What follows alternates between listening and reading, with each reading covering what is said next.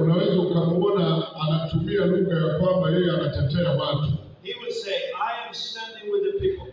Lakini shabaha yake kuu usually their aim ni kutafuta utukufu wake mwenyewe. is to look for their own greatness. Lakini kanisa la Mungu, but the church of God, lina shabaha moja na njema kwamba kumletea Mungu heshima na utukufu. has only one purpose, and that is to lift up Christ and He to be respected. Na kwa sababu hiyo Paulo mtume anasema katika Korinto ya pili 5:18, that's why Paul is saying in the second book of Corinthians chapter 5, anasema lakini vyote pia vinatokana na Mungu aliyetupatanisha sisi na nafsi yake kwa Kristo, naye alitupa huduma ya upatanisho. And he's saying in 2 Corinthians chapter 5 verse 18, and all this is from God, who reconciled us to Himself through Christ and gave us the ministry of reconciliation.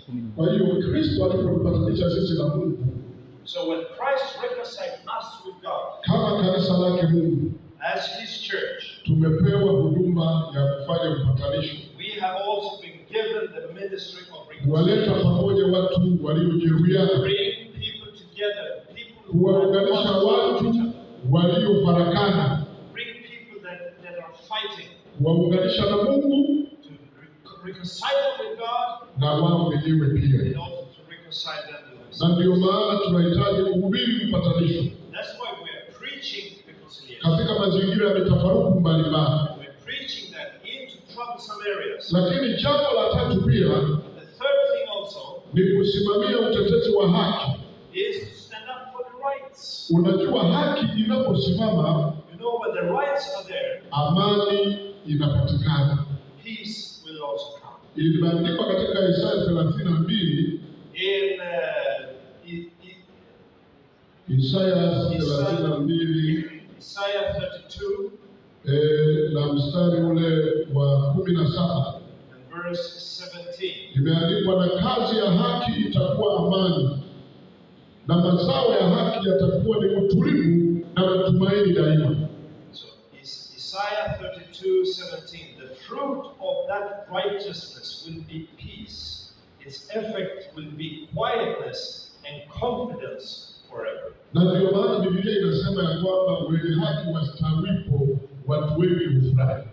That's why the Bible says, when the righteousness people grows, then God is happy. Kwa hiyo haki inaposimamishwa katika nchi So when the righteousness is there na katika jamii, among the people, hiyo inakuwa ni chanzo cha utulivu na matumaini. that is the foundation also for quietness and peace. Wakati mwingine amani inapotea kwa kukosekana haki.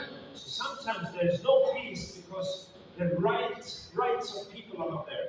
Kwa sababu hiyo basi, So that's for sisi kama kanisa la Mungu lazima tuendelee kuhubiri haki pia we as churches, we must stand up for the rights katika jamii zetu in our societies, na katika kuwashauri na kuwaelekeza watawala mbalimbali ili watende haki na mazao ya haki yawe ni amani na utulivu. in our contacts with officials, to stand up for the rights so they can bring peace through the rights of the people. Lakini jambo la mwisho ambalo kanisa tunapaswa kufanya kama jukumu letu katika kuchangia kuleta amani The last thing I would like to mention about the role of the church in bringing peace ni suala la kusisitiza na kuhubiri ustahimilivu.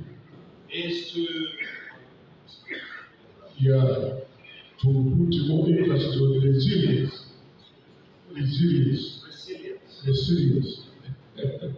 Kwa hiyo just to preach and teach about resilience.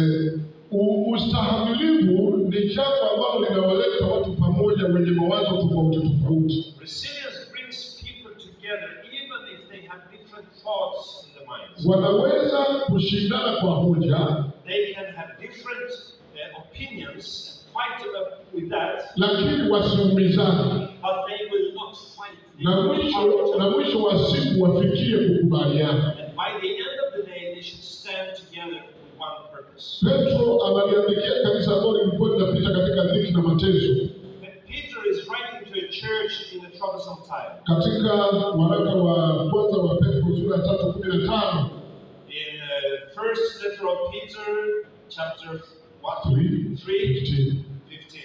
anawaeleza habari ya kuvumilia katika dhiki na shida, lakini pia kubaki, anasema muwe tayari siku zote kumjibu kila mtu awaulizaye kwa habari za tumaini hilo ndani yenu, lakini kwa upole na kwa heshima. He says like this: always be prepared to give an answer to anyone who asks you, to give the reason for that hope that you have. But do this with gentleness and respect,